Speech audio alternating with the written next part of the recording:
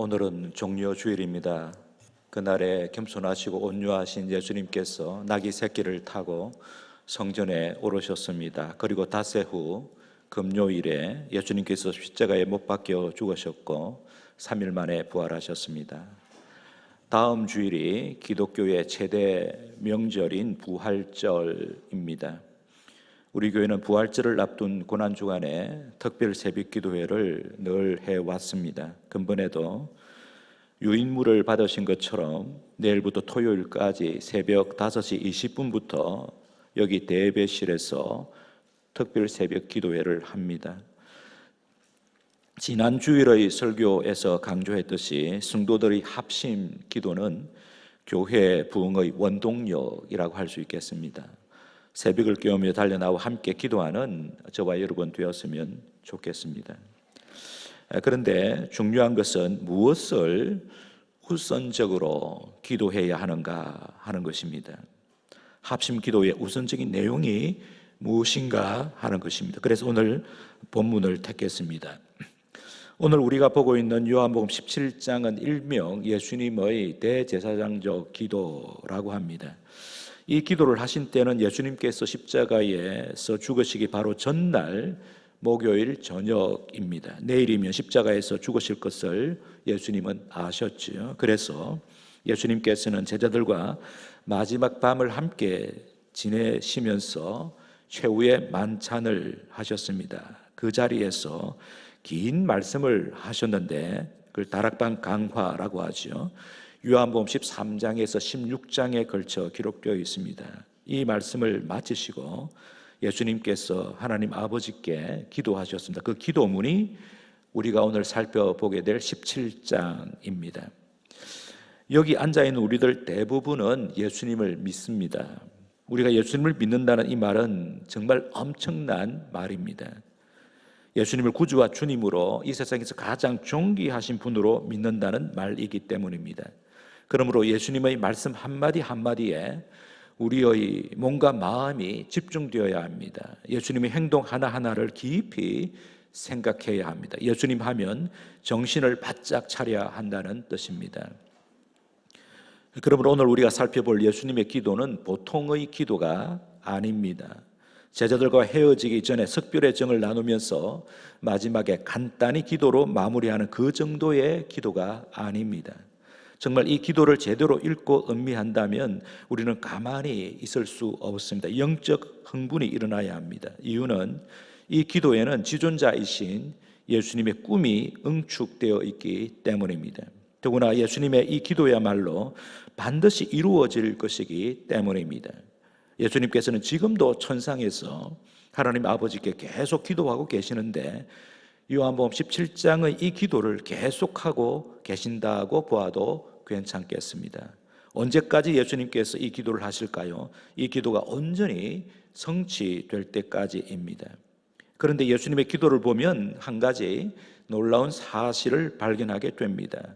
기도하시는 예수님의 진지한 모습도 그렇지만 예수님께서 기도하신 내용이 얼마나 당당한지 우리를 놀라게 합니다. 17장 1절에서 5절까지 우리 함께 봉독하겠습니다. 17장 1절에서 5절. 그 예수님께서 하나님 아버지께 기도하시던 모습을 상상해 보면서 17장 1절에서 5절입니다. 같이 합독하겠습니다. 예수께서 이 말씀을 하시고 눈을 들어 하늘을 우러러 이르시되 아버지여 때가 이르러 사오니 아들을 영화롭게 하사 아들로 아버지를 영화롭게 하게 하시옵소서. 아버지께서 아들에게 주신 모든 사람에게 영생을 주게 하시려고 만민을 다스리는 권세를 아들에게 주셨음이로소이다. 영생은 곧 유일하신 참 하나님과 그가 보내신 자 예수 그리스도를 아는 것이니이다.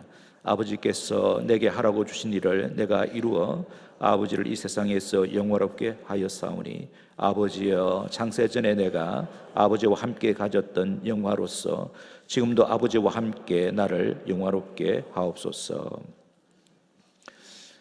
아버지, 제가 이 세상에서 아버지의 뜻을 온전히 지켜서 아버지를 영화롭게 했습니다. 아버지께서도 인정하실 겁니다. 하오니 이제 저를 영화롭게 해 주십시오. 이렇게 기도하셨습니다. 예수님께서는 자기 자신의 영광을 받게 해달라고 아버지께 기도하신 것입니다. 우리가 알고 있는 기도의 원칙들 가운데 하나는 우리 자신의 영광을 구해서는 안 된다는 것이죠. 철저히 하나님의 영광을 구해야 하죠.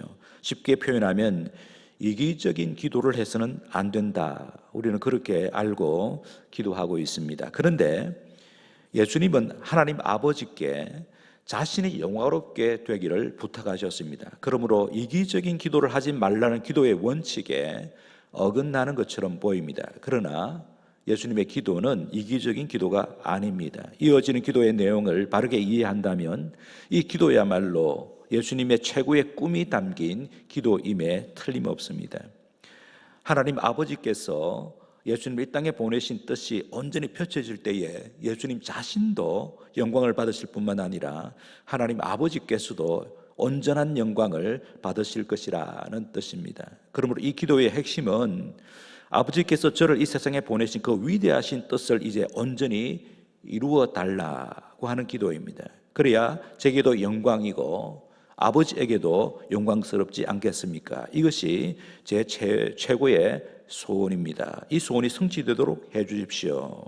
예수님께서 이런 기도의 뜻이 담긴 기도를 올리고 계셨습니다. 그러면 예수님의 최고 소원이 무엇일까요? 확장하면 무엇이 하나님 아버지의 최고 소원일까요? 예수님은 자신과 하나님 아버지의 최고의 소원을 기도로 표현했습니다. 여기 17장에 보면 내가 비옵는 것은, 예수님 자신이 기도할 때에 내가 비옵는 것은 이라는 표현이 3번 반복되고 있습니다. 9절, 15절, 20절입니다. 그래서 예수님의 기도는 3가지 간구로 나눌 수 있겠습니다. 첫 번째 간구는 9절에서 11절입니다. 9절에서 11절. 이 9절부터 11절도 함께 합독하도록 하겠습니다. 같이 읽겠습니다. 내가 그들을 위하여 비옵나니 내가 비옵는 것은 세상을 위함이 아니요 내게 주신 자들을 위함이니이다. 그들은 아버지의 것이로소이다. 내 것은 다 아버지의 것이요 아버지의 것은 내 것이온데 내가 그들로 말미암아 영광을 받았나이다. 나는 세상에 더 있지 아니하오나 그들은 세상에 있사옵고 나는 아버지께로 가옵나니 거룩하신 아버지여 내게 주신 아버지의 이름으로 그들을 보존하사 우리와 같이 그들도 하나가 되게 하옵소서. 아버지, 제가 제자들로부터 영광을 받아왔습니다. 그런데 그 정도로는 안 되겠습니다. 그들로부터 온전한 영광을 받고 싶습니다. 그러기 위하여 그들이 하나가 되어야겠습니다. 그 하나됨의 수준은 아버지와 제가 하나이듯이 그런 수준으로 하나 되는 것입니다. 그들로 하여금 한 몸 공동체가 되게 하여 주시옵소서. 예수님 이렇게 기도하셨습니다. 다시 해설하면 성부, 성자, 성령 하나님이 삼위일체로 존재하듯이 제자들도 그렇게 하나가 되게 해달라는 기도입니다. 제자 공동체가 원래부터 공동체로 존재하시는 하나님을 그대로 본받게 해달라는 기도입니다. 두 번째 간구는 15절부터 19절까지 기록되어 있습니다. 15절부터 19절까지도 우리 함께 합독하도록 하겠습니다. 같이 읽겠습니다. 내가 비옵는 것은 그들을 세상에서 데려가시기를 위함이 아니요 다만 악에 빠지지 않게 보존하시기를 위함이니이다. 내가 세상에 속하지 아니함 같이 그들도 세상에 속하지 아니하였사옵나이다.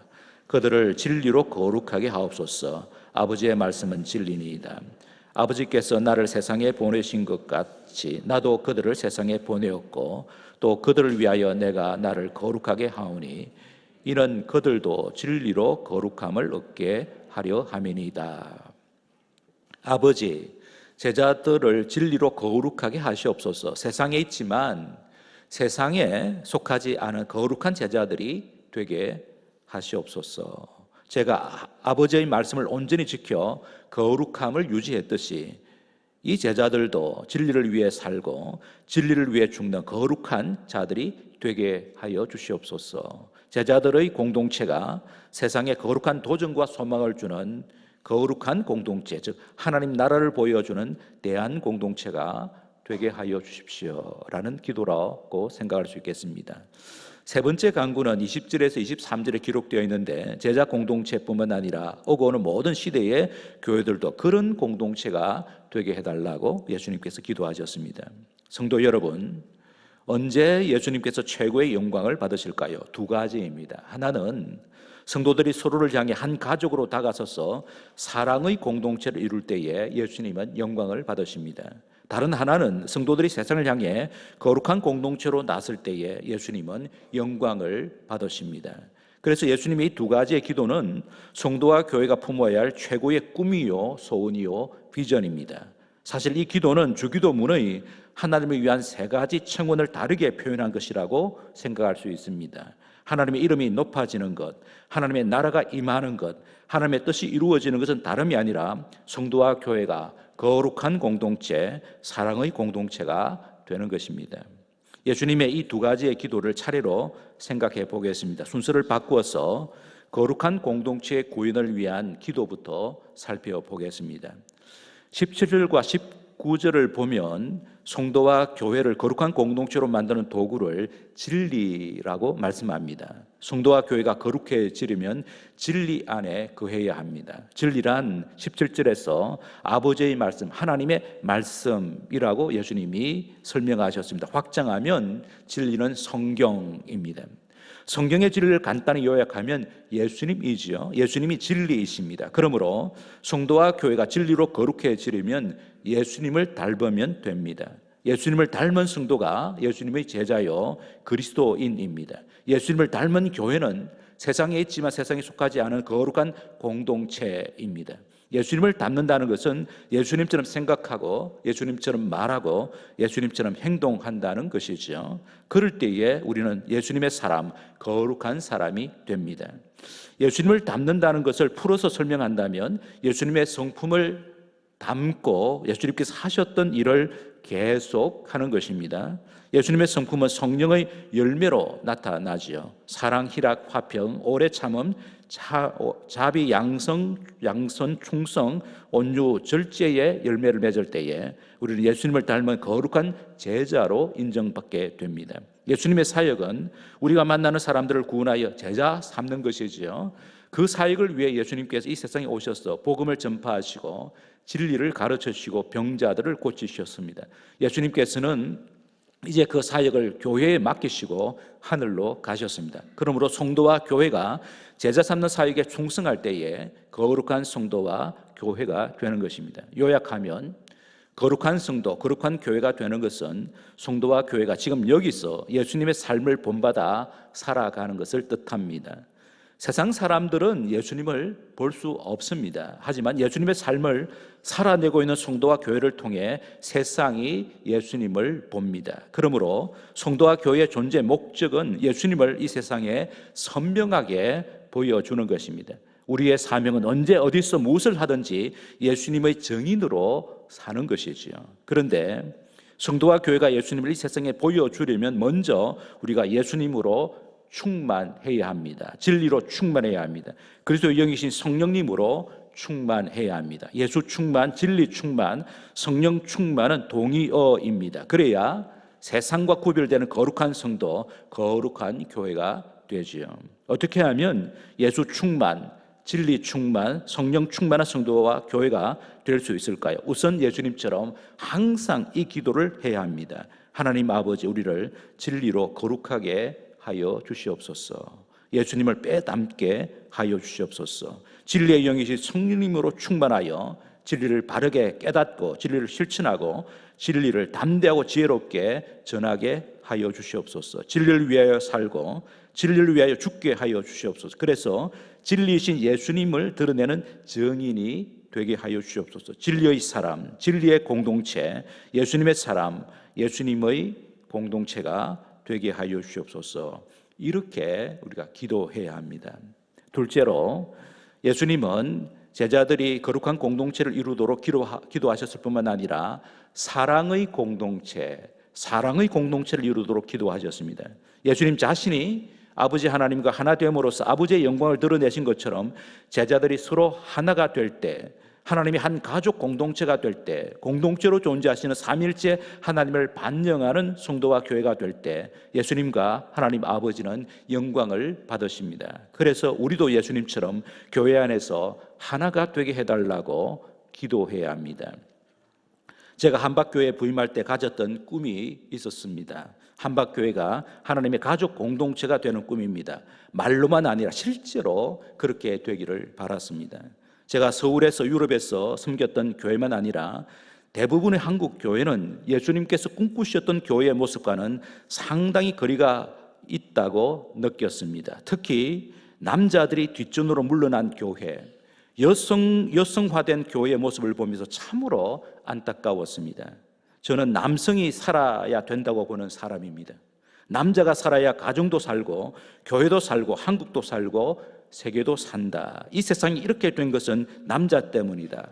가정의 불행도 1차적으로 가장이 남자에게 책임이 있다. 건강하지 못한 교회도 그 책임이 남자에게 있다. 그러므로 교회가 이렇게 된 것, 1차적인 책임을 남자가 져야 하고 목사가 져야 한다고 생각해 왔습니다.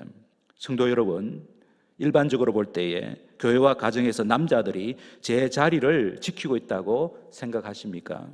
중요한 일들의 대부분을 여자들에게 떠넘기고 있지는 않습니까? 자녀 양육, 성도의 교제, 봉사와 섬김, 전도와 선교 등 가정과 교회의 중요한 일들은 여성들이 앞장서서 하고 있지 않습니까? 대신에 남자들은 자기들이 통제하기 쉬운 일에만 몰두하지요. 직장에 매달려 있습니다. 그 외에는 아내와 여자에게 다 맡겨버립니다.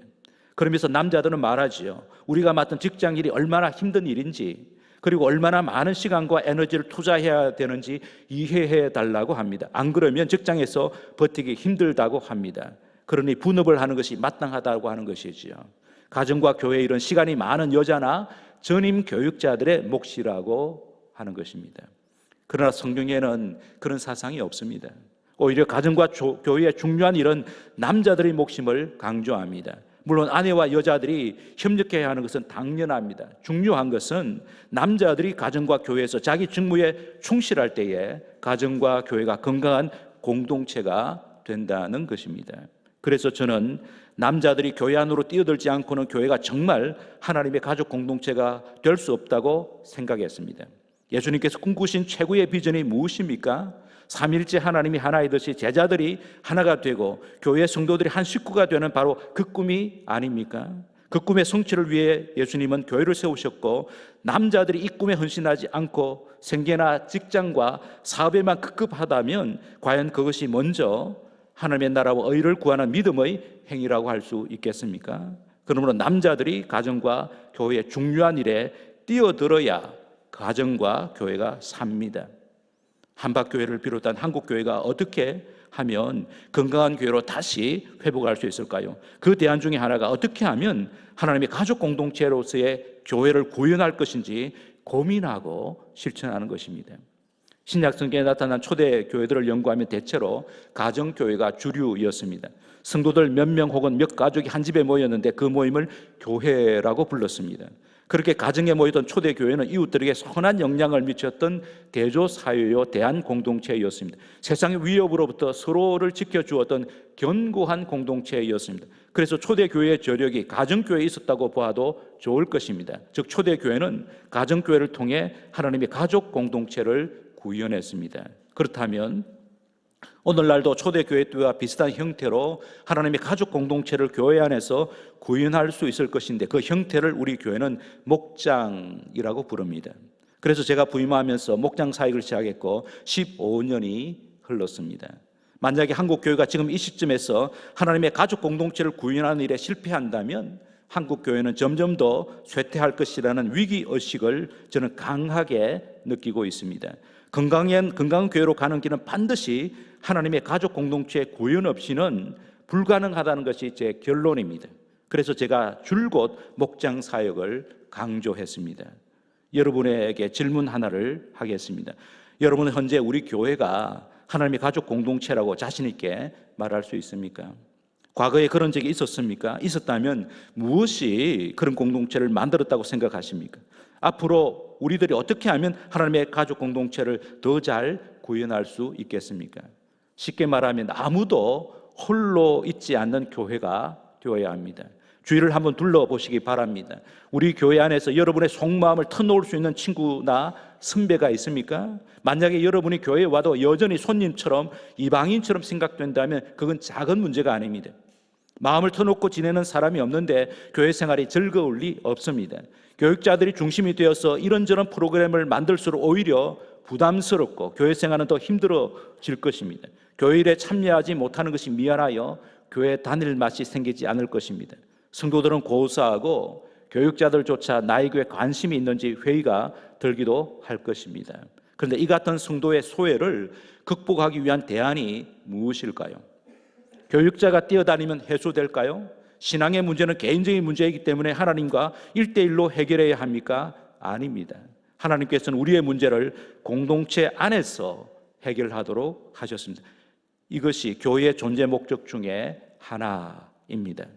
한국의 상황을 한마디로 말하면 위기 사회, 갈등 사회입니다. 근대화 도시화를 거쳐서 핵가족 시대, 개인주의, 과도한 경쟁 등으로 표현되고 있는 한국의 사회적 상황은 개인들에게 점점 소외감을 증대시키고 있습니다. 군중 속에서 외로워하고 있습니다. 자살이 급증하는 이유가 바로 그 때문이죠. 역으로 말하면 세월이 흐를수록 사람들은 친밀한 공동체에 대한 향수가 솟구칩니다.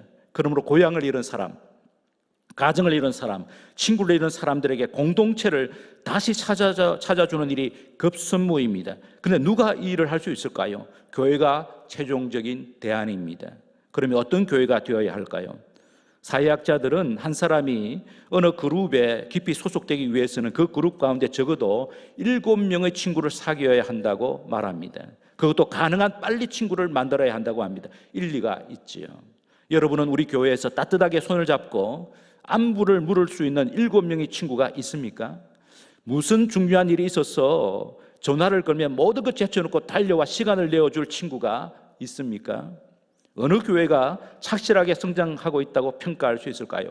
요즘 누구든지 인정하고 있지요. 건강한 소그룹이 활성화되고 있는 교회입니다. 이유가 무엇일까요?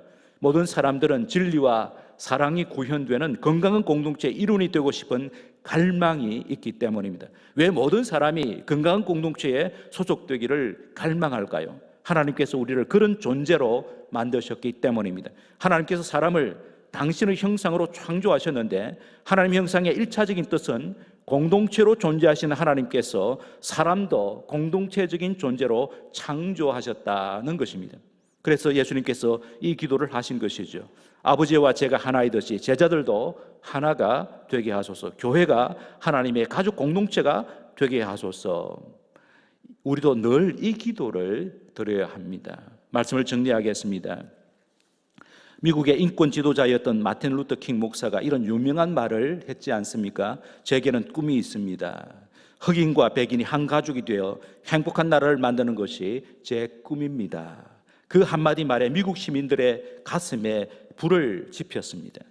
제게도 여전히 꿈이 있습니다. 한박교회 담임 목사직에서 은퇴하지만 제 꿈은 한박교회가 영광스러운 교회가 되는 것입니다. 그 꿈이 이루어지도록 제 자신을 드리고 싶었습니다. 그래서 지난 16년간을 그 목표를 향해 달려왔습니다. 그것이 우리 모두가 품고 있는 교회의 비전이며 목표입니다. 주님의 지상 대명령을 이루는 교회, 한 영혼을 구원하여 제자 삼는 교회의 항구적인 비전과 그 비전을 이루는 전략으로서의 목장 사역입니다. 그동안 이 비전을 이루기 위하여 함께 달려온 성도님들께 감사합니다. 남자들이 교회 일에 앞장서서 사역해 주셔서 참으로 감사합니다. 특히 목자와 부목자님들의 섬김과 기도는 대단했습니다.